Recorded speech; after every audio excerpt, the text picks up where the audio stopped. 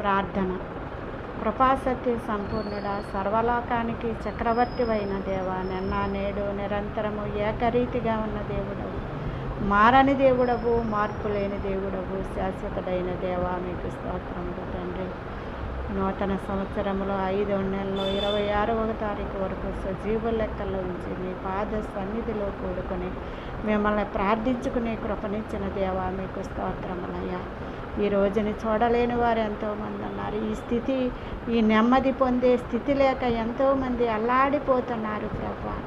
ఆకలి దప్పికలతో కొంతమంది నాయన, వస్త్రాలు లేక కొంతమంది, గృహాలు లేక కొంతమంది నాయన, మరి భయంకరమైన వరదల చేత, భయంకరమైన తుఫానుల చేత, భయంకరమైన వడగండ్ల చేత, భయంకరమైన ఈదురు గాలుల చేత, భయంకరమైన విస్తార జలముల చేత నాయన, పిడుగుల చేత నాయన, సునామీల చేత నాయన, ఎంతోమంది నెమ్మది లేకోకుండా అల్లాడిపోతున్నారు ప్రభా. నీ కృప లేనిదే, నీ దయ లేనిదే మేమిలలో జీవించలేము, ఒక్క అడుగు కూడా వేయలేము నాయన. మేము తినుచు త్రాగుచు సుఖిస్తున్నామంటే మీరిచ్చిన ఉచితమైన కృపను బట్టే మేము జీవిస్తున్నాము తండ్రి. మా ధనాన్ని బట్టి నాకు కాదు కానీ, మా అధికారాలను బట్టి కాదు కానీ, మా స్థితిగతులను బట్టి కాదు కానీ నాయన, నీవిచ్చిన ఉచితమైన నాయన జీవాన్ని బట్టి నాయన మేము సజీవ లెక్కల్లో ఉన్నాము తండ్రి. నాయన ఇదిగో నాయన, మా సరిహద్దుల్లో యుద్ధాన్ని సమాధానపరిచినందుకు స్తోత్రములు నాయన. మరి నాయన, ఇతర దేశాల్లో జరుగుతున్న యుద్ధాలను కూడా సమాధానపరచండి ప్రభువా. మనుషులు ఒకరికొకరు చంపుకుని నరహత్యలు చేసుకుంటున్నారు నాయన. నరహత్య చేసేవారందరూ నాయన నరకానికి ప్రాప్తులని నాయన పరిశుద్ధ గ్రంథం సెలవిస్తుంది తండ్రి.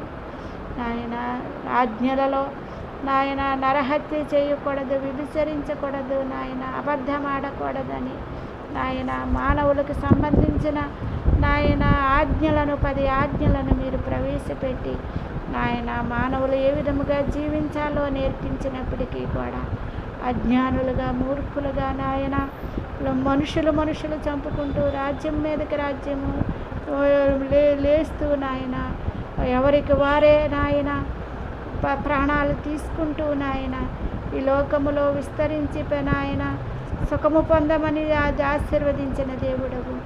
మాకు మేముగానే నష్టాలు కలిగించుకుంటూ, మాకు మేముగానే ప్రాణాలు తీసుకుంటూ, మాకు మేమే హాని కలుగు చేసుకుని నెమ్మది లేకుండా, సంతోషము లేకుండా, సమాధానము లేకోకుండా చేస్తున్నది అపవాది అయిన సాతానని గ్రహించుకోలేని భయంకరమైన స్థితిలో మేము